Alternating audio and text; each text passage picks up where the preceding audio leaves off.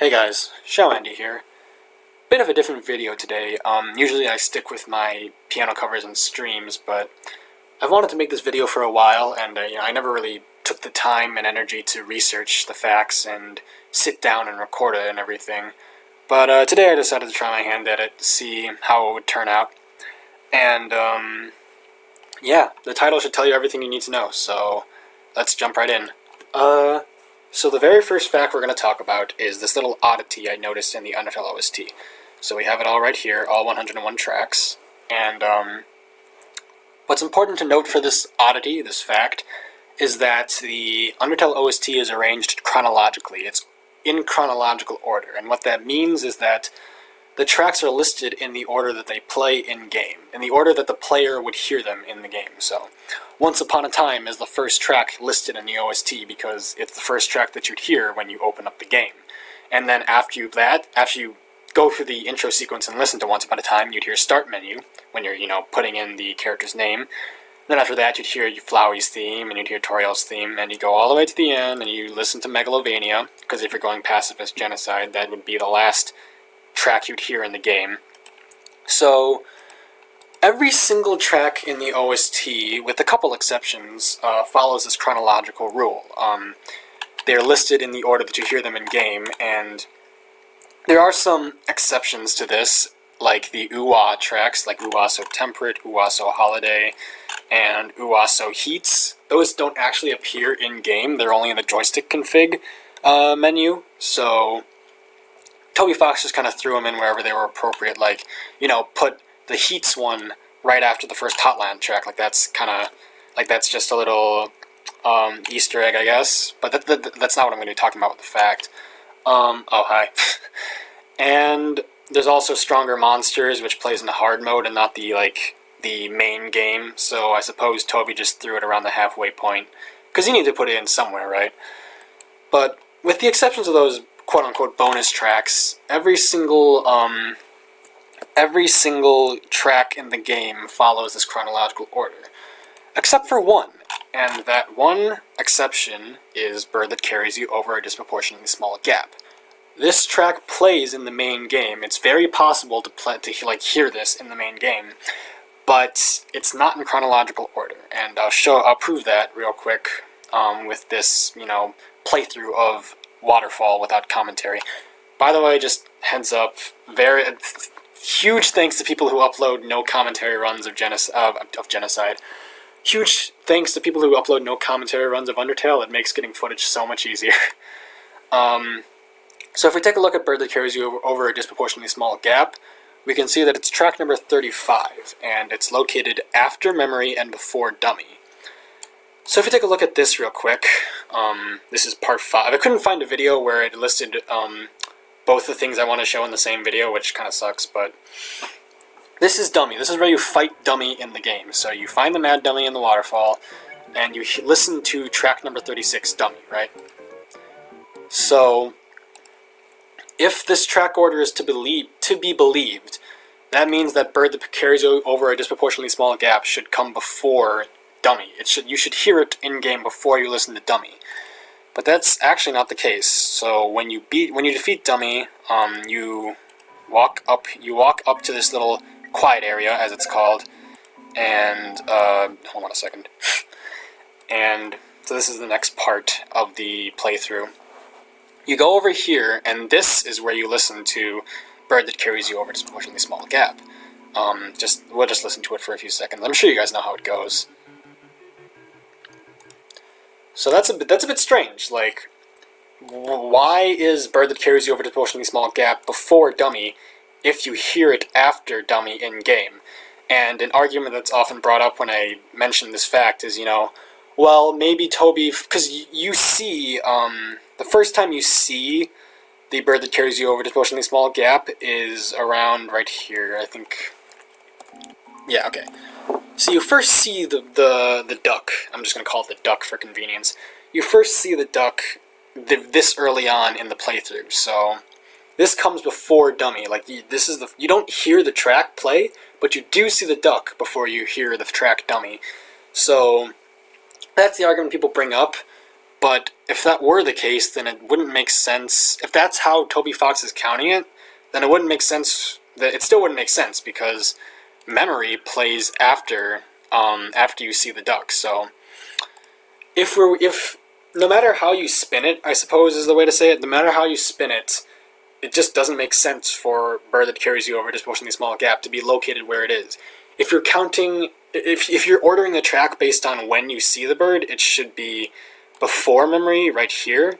And if you're counting when you first hear the track in game, it should be right here. So it would be easy to just chalk this up to error on Toby Fox's part. I mean, like, he's a great game developer and a great composer and all that, but he still makes mistakes. But personally, I think it's a lot more amusing the way I interpret it, which is that the bird was either the track was either located here or here, and it flew over the gap in the OST to where it is now. Like, that sounds kind of silly, but given the fact that it's this particular track that is out of order, and just Toby Fox's sort of unique sense of humor, I think it's a totally plausible explanation. But either way, I think it's something that I've never actually heard anyone talk about before, and it's always bugged me when I listen to the OST all the way through. So yeah, that's food for thought. Why is this track where it is? It probably shouldn't be where it is right now. So we're going to move on to the next fact. This one is less of a fact and more just a compilation of trivia about a certain character. So we all know that there's a character called Gaster in the files who was, deleted from existence. But what you might not know is that there's also another character who was deleted from existence whose name also begins with G. And the first evidence that we have that this character exists comes in the form of this track in the Undertale demo, this unused track in the Undertale demo files called Grand Passemi. The way that this person wrote it was like Grand Passemi, like as if Passemi was a noun and it was like it's a Grand Passemi. But that's probably just because, Undertale game file names, like, they don't have spaces in them, so they probably just interpreted it as Grand Passemi, even though other sources show that it's actually Grandpa Semi, like, a grandparent named Semi. So if we listen to this track, this unused track, it should be easy to recognize what it's from. And if you didn't recognize it, I could just play this. Same melody, so that's a bit strange. So this track was unused. It was laying around in the files of the Untitled demo, and when Undertale was officially released, it was nowhere to be found. Until a certain patch, I don't know what patch it was, but this video was uploaded on January 25th, and it says the most recent Undertale patch, so I assume it was the patch in January. But, if you go to Waterfall and you buy Temmie Flakes from the Tem shop, and you randomly encounter a Temmie in the area outside of Tem Village, and you choose the Act option, Feed Temmie Flakes, but you say no, this happens. So Temmie gets this really weird, like, sort of smug look on her face and says, "Can't blame a bark for trying," and that same track, Grandpa Semi, plays. And in the files, I'm pretty sure it's been renamed to Grandpa Temmie, because that's what this YouTube video is called. So that's a bit strange. I have looked up multiple sources to say that this video is not fake. I could probably go, if I really wanted to, I could play through the entire game again just to see if this is true or not, but I don't think it's worth the effort. But that's a bit strange. There's this weird Metal Crusher-esque sound file that is associated with Temmies, apparently. But it doesn't stop there. According to Underminers, which is a very interesting subreddit... Oh, hold on, I gotta, move this over. So, shout out to Underminers real quick before I continue with the video. Underminers is a very interesting subreddit where they... Basically, the people on there just data mine the shit out of Undertale. They just look through every single line of data, every single, unused thing, all the files and everything. And it's a great source of information if you're really curious about, some of the more obscure aspects of the game. And I'm going to be referencing them a couple more times in this video, so yeah, check out the subreddit. But essentially, this thread, this post, is about more information about this Grandpa Semi / Grandpa Temmie thing. Apparently, in the English and the Korean demos of Undertale, I read somewhere that the Korean demo is like a more outdated, it's like an even older version of the Undertale demo than the English version, which is interesting. But in the English and Korean demos, there's apparently some unused dialogue for a character named Grandpa Semi, so it wasn't just a one-off track title, there's an actual character called Grandpa Semi. And the dialogue they were supposed to use was the pizza dialogue that Alphys delivers in Snowdin Forest. If you didn't know, there's a fun event where Alphys can randomly call you on the phone and order some pizza because she dials the wrong number and thinks that you're like the pizza delivery service or whatever. So that line that was spoken by Alphys, a character that isn't even present in the Undertale demo, is assigned to Grandpa Semi, and it's not used in the demo at all either. So it's all just it's all confusing stuff. You have a character who's named Grandpa Semi, and Semi is typically associated with semi-serif, which is a font just like Papyrus and Comic Sans are fonts. So the commonly accepted theory is that Grandpa Semi is like the grandparent of Sans and Papyrus, but that doesn't explain why his theme is A, associated with Metaton, B, why it plays in an encounter with Temmie, and why his only line of dialogue is associated with Alphys. Like, he's kind of scattered to the winds. Like, there's barely any information about him, and all the information we have is conflicting, and it associates itself with there's just a bunch of different characters. So basically my hypothesis is that Grandpa Semi was just a character who was even more erased than Gaster. At least with Gaster we have a concrete idea of who he was and maybe even what he looked like. But with Grandpa Semi, he was whatever caused Gaster to disappear from reality affected Grandpa Semi twice as hard.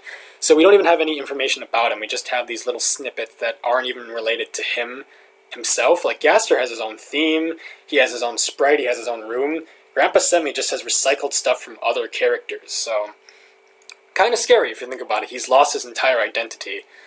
So I'm not sure if that's what Toby Fox was going for with this character, but it's fun to think about, especially when everyone's freaking out about Gaster all the time. Pay some respect to Grandpa Semi, respect your elders and all that. So that's fact number 2. Fact number 3, I just wanted to point out a couple leitmotifs in the Undertale OST. We're going back to the Undertale OST. A couple leitmotifs that I haven't really heard anyone point out before that I think are kind of interesting. So you all should be familiar with this sound effect by now, if it'll load. Any day now. I should probably move this over. I don't need to. So I'll replay it again because, my computer's being an ass. So obviously that's the sound that plays when you save the game, when you go up to one of those determination checkpoints and save the game. But we're going to slow it down a bit and see if it sounds a bit more recognizable. And if you still can't recognize it, then this video by Starbot Dubs, great dubbing channel. This video is really good, too. But this video, I chose this video because they play the save sound effect really slowly, and it helps illustrate my point very well. So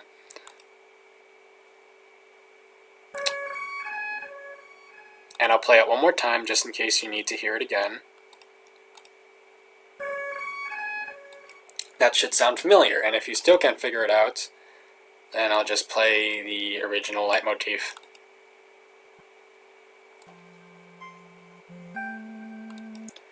We're going to play this one more time just to make it 100% clear. Da-da-dun, da-da-dun. It is the Once Upon a Time leitmotif, just sped up a ridiculous amount. Well, not a ridiculous amount, but it's sped up quite a bit so that it's pretty much unrecognizable.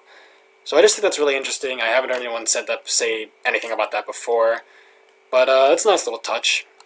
So the next leitmotif I'm going to be talking about, you can't really call it a leitmotif, I don't think, because it only shows up in these 2 songs, By Jacob the Quiz Guy's definition, a leitmotif really only counts if it appears in 3 songs, but whatever, I'm still going to go with it. So, the first time you hear it is in the track Undertale, which is my favorite track in the game, by the way.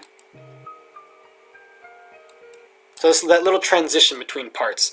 So if you go over to Hopes and Dreams, and we're going to replay it just one more time for convenience, if I can remember where it was.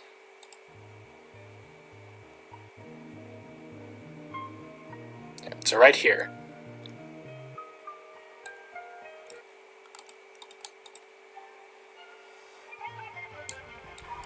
That's pretty neat. That melody, little transitional melody, doesn't appear in any other track. So I just think it's really interesting how this track, which is like in my opinion, the emotional climax of the game, like that little transition makes a reprise in the final battle of the game. I just think it's a really nice little touch. So this leitmotif, the last one I'm going to want to be talking about, is probably the most well-known out of the 3 I showed.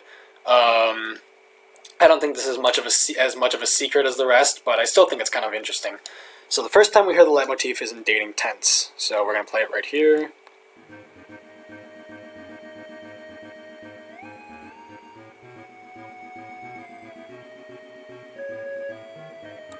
So that high melody is like da da, like that. So then we're going to go over to Undine, which is 3 tracks later. Skip over to here.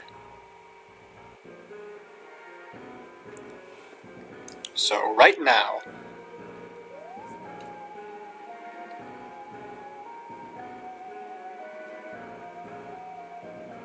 it's not quite the same. I'm going to play it one more time just for comparison.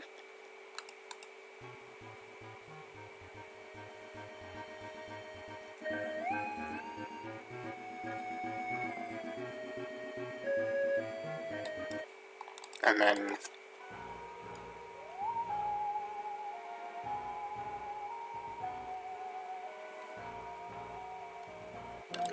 obviously the version of the leitmotif that plays in Undine is more intimidating to keep in line with the mood of the track.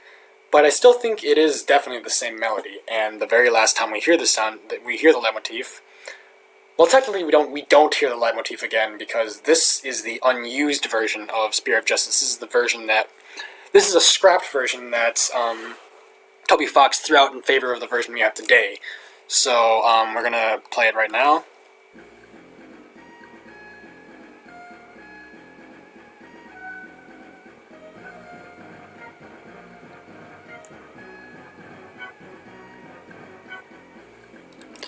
So I think that's kind of interesting.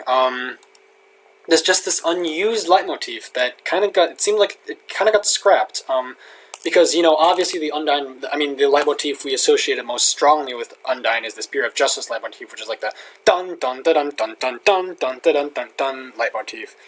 That's the one that I think Toby actually went for, and these 2 tracks that are in the game are just kind of remnants of when he was going to go with a leitmotif but didn't. I suppose that Dating Tense might have just been repurposed, because it doesn't really make sense for a track that plays while you're dating Papyrus to have the same leitmotif as both of 2 of Undine's themes. So my hypothesis is that Dating Tense was originally intended to be played in an encounter with Undine, but I'm not exactly sure when. And this little theory is kind of compounded by the fact that you do hear the Spear of Justice leitmotif at the very end of Dating Tense if you listen pretty closely.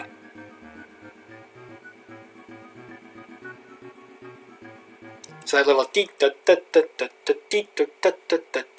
that is the same notes as the Spear of Justice leitmotif. If you want to learn more about that, then just check out Jacob the Quiz Guy's leitmotif video. But yeah, that's enough. That's all there is for those 3 leitmotifs. Moving on to fact number 4. This is really interesting, and I've never heard it brought up before. I've never heard anyone mention it aside from me. So this is the true passive ascending, obviously. And in the true passive ascending, Azrael says the following line of dialogue.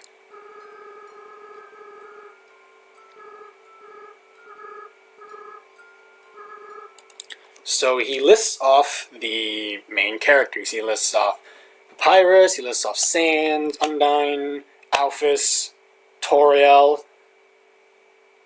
Someone's missing from that group. There are 6 main characters. There are 6 characters that are assembled in this little group at the end of the game. These 6 main characters, one of them is missing. One of them is not mentioned by name by Asriel at all in this final little segment, and that's Asgore.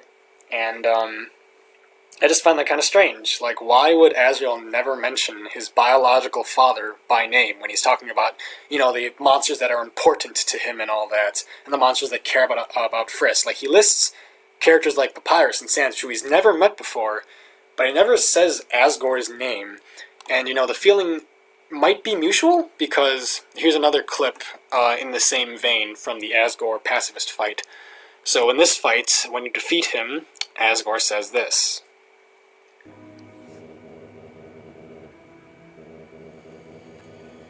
So he says, "I just want to see my wife, I just want to see my child." And I find that really strange, because he says child as in, singular child, not children. Even though the segment in New Home, which we experienced literally just before this fight, one of the monsters says, Asriel and Chara became like siblings. From that line, I kind of inferred that the Dreemurr family adopted Chara and basically made them a member of the family.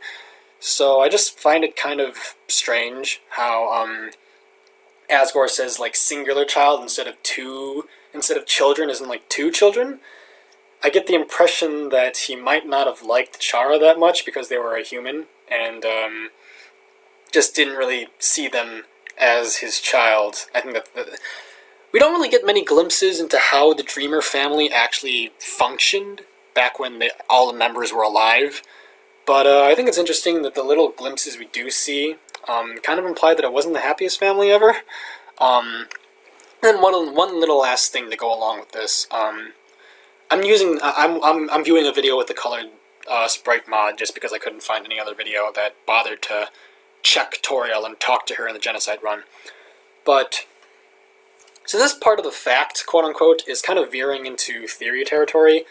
If you guys aren't familiar with the Narachara theory, it's basically the theory that the narrator, who provides all the flavor text when you examine enemies or examine the scenery, is Chara talking to you from beyond the grave. Their spirits informing you about the game. And there is some evidence for this, obviously in the genocide run, the Narachara theory is it's just true.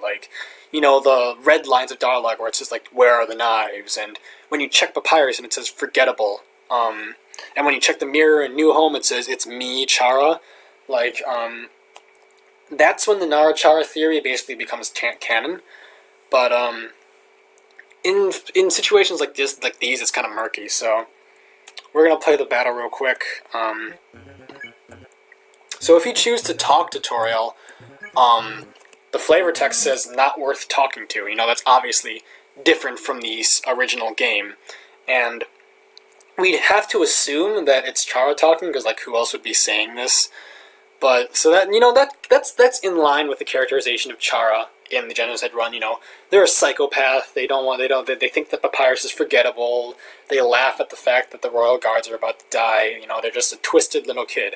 But what I do find interesting is that when you check Toriel, the dialogue is really interesting when you check Toriel.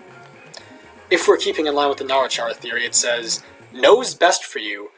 That is exactly the same line that is listed in the pacifist and neutral runs. When you check Toriel in the pacifist and neutral runs, it also says "knows best for you." And it would have been really easy for Toby Fox to have put some other check dialogue there. It would have been really easy for him to say something more in line with Chara's characterization. He even did it with the other act option, but he didn't do it for check for some reason. And I can only conclude from this that even though Chara is starting to go insane at this point and is where are the knives, and being all psychopathic and stuff, that they still recognize the fact that their mother, Toriel, knows best, and they should probably stop this whole genocide thing. I just think it's really interesting. The dialogue that is shared between these members of the Dreemurr family, they paint a very interesting picture of what the family was like before the two children died, and and Toriel ran away to the ruins. Like, I gather from this that maybe Azrael wasn't very fond of his father. Obviously, this is kind of reaching, but I really don't see any other explanation for why Asgore is just not mentioned at all by his own son. And then from this, I gathered that Chara wasn't really welcomed into the family by Asgore. I mean, it's very commonly speculated that Asgore was directly involved in the monster-human war, so, I mean, it would make sense why he would distrust Chara. And maybe that distrust is why Azrael grew to dislike his father, who knows. And then from this, I kind of gathered that, you know, when they were alive, they kind of gravitated towards Toriel. They kind of knew that she was the one who was looking out for them, because Asgore didn't like them very much, as I previously speculated. So that's kind of the dynamic from the Dreemurr family that I pieced together from these 3 lines of dialogue. There's not much to go by, but then again, there's really not much there's not much information about the Dreemurr family at all in the game, so I'm going to take what I can get. That's fact number 4, those 3 lines of dialogue that I found interesting. And fact number 5 is just this, it's not as substantial as the rest of the facts, but, you know, I needed 5 facts. I needed a nice number to round off the video with. So, if you didn't know, the Steam version of Undertale got an update on September 21st. And, is that September 21st? I don't know my own dates, but on 8/21/2017, there was a pretty big Steam update, and it coincided with the release of the Undertale Japanese version, and also the release of the PS4 version. So with this update, the biggest thing that happened was that you can now switch the game's language to Japanese, which is nice. But there were some, in classic Toby fashion, there were a lot of additions to the game that were not mentioned in the patch notes or anything at all, that the players were just left to discover on their own. And so the smallest, like, there's little small things, like, you know, I'm on Underminers again, by the way. Wait, no, I'm not. I thought I was on Underminers, but I'm pretty sure all the stuff that was discovered about this update was from Underminers, so again, check out that subreddit if you're interested in that kind of stuff. There's small changes, like if you have no items in your inventory, the item option in your the item option in the menu will be grayed out. But there's also some miscellaneous stuff, like apparently if you type in Gaster as your name after this update, it'll just reset you to the title screen. It won't actually crash the game like it used to.